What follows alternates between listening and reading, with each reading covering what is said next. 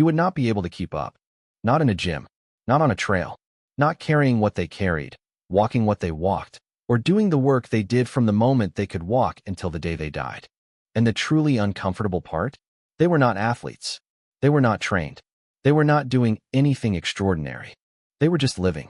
For roughly 300,000 years, this was what a human body looked like when it was used the way it was built to be used.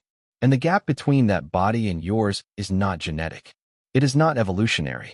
It is not something written into your cells that cannot be changed. It is behavioral, and it happened remarkably fast. So let's talk about what ancient strength actually was and what happened to it. The first clue comes from bone. Bone is not fixed. It is living tissue, and it responds directly to the demands placed on it. When you load bone repeatedly, through walking, running, carrying, climbing, it adds density.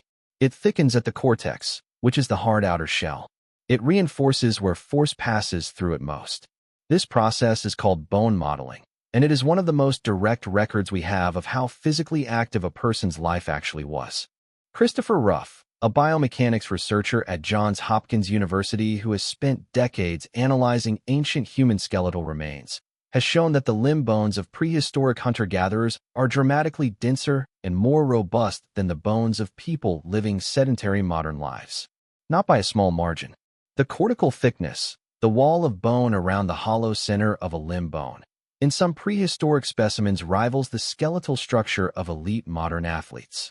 And unlike athletes, who train intensively for years to reach that level, your prehistoric ancestor built that bone structure simply by existing, by doing the ordinary things a human had to do to stay alive.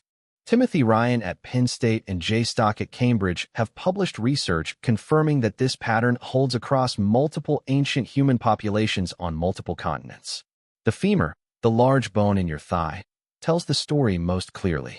In populations that walked long distances over varied terrain while carrying loads, the femur develops a specific cross-sectional shape, reinforced in exactly the directions it needs to be, dense in exactly the places where force passes through it. The femurs of prehistoric hunter-gatherers look structurally unlike those of people who spend most of the day in chairs. The upper body tells a different story still. Neanderthal skeletal remains, our closest evolutionary relatives, who lived alongside early Homo sapiens for tens of thousands of years, show asymmetric muscle attachment markers on their arm bones that suggest dominant arm use so intense and repetitive it produced structural changes visible in the bone itself. The throwing, the scraping, the hauling of carcasses, the climbing over rough terrain, these were not occasional activities. They were daily ones, and the skeleton recorded them permanently. Your own arm bones, by comparison, are nearly symmetrical, because most of the things you do with your dominant hand require no more force than tapping a screen. But bone is only part of the picture, because what you really want to understand is what an ancient human actually did with that body every single day. So let's reconstruct a scene.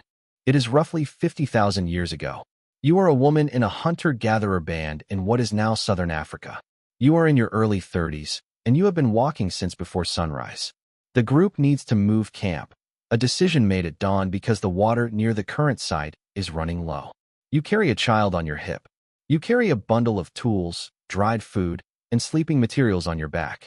The total weight is somewhere between 15 and 25 kilograms. The terrain is not flat. You move through grassland, then across a dry riverbed of uneven stones, then up a low ridge. Your feet, unshod or wearing minimal flat protection, engage the full architecture of your foot with every step.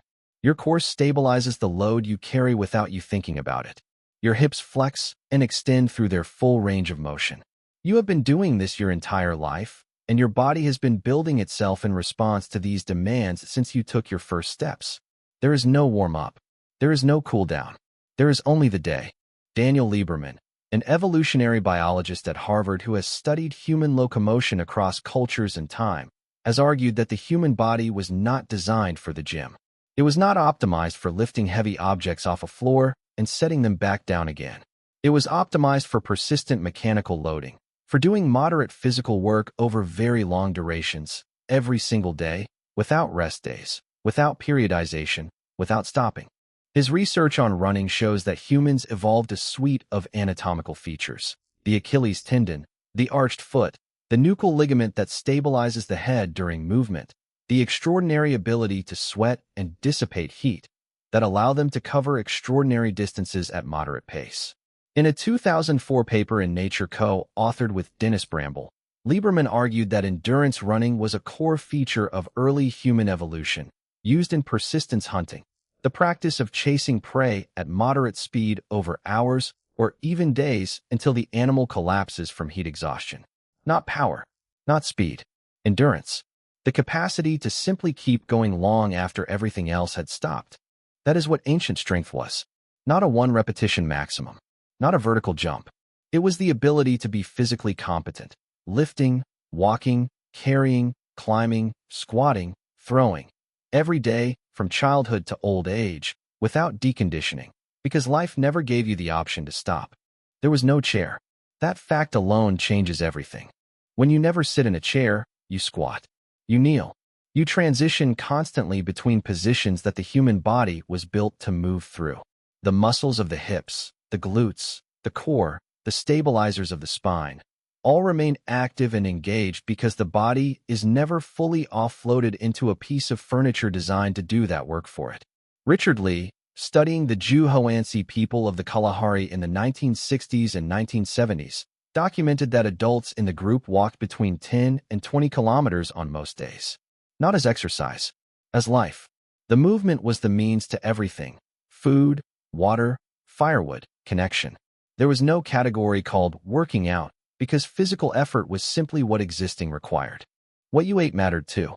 The diet that fueled this level of activity was high in protein and varied in source. Lean wild game, fish were available, eggs, insects, and an extraordinary range of plant foods in season. Low in refined carbohydrates, high in micronutrients and anti-inflammatory compounds that whole, unprocessed foods carry naturally. The bones of ancient humans do not just show the effects of mechanical loading. They show the effects of being consistently fed exactly what the organism needed to respond to that loading, to build something harder, denser, and more capable. Now here is the counterintuitive twist. Ancient humans were not healthier in every way. They suffered from parasitic infections, from injuries that never healed correctly, from the physical toll of the same mechanical loading that built their strength.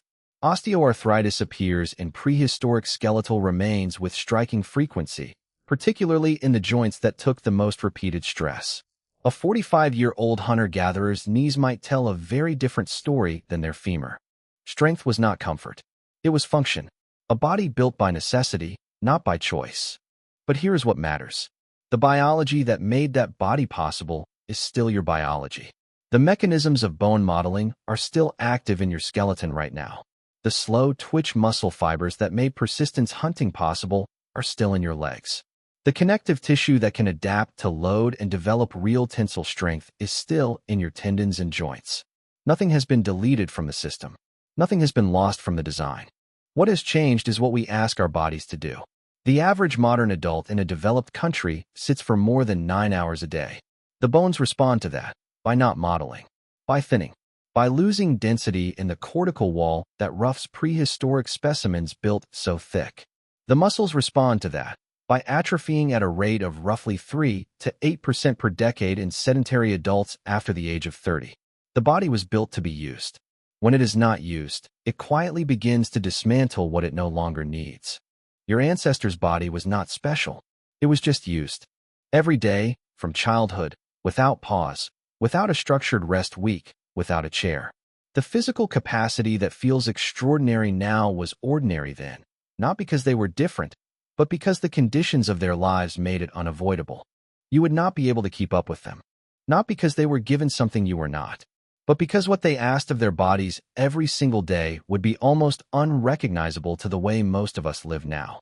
The body you have is the same body they had, built with the same architecture, running on the same mechanisms, waiting for the same signal it was designed to receive. It is still waiting.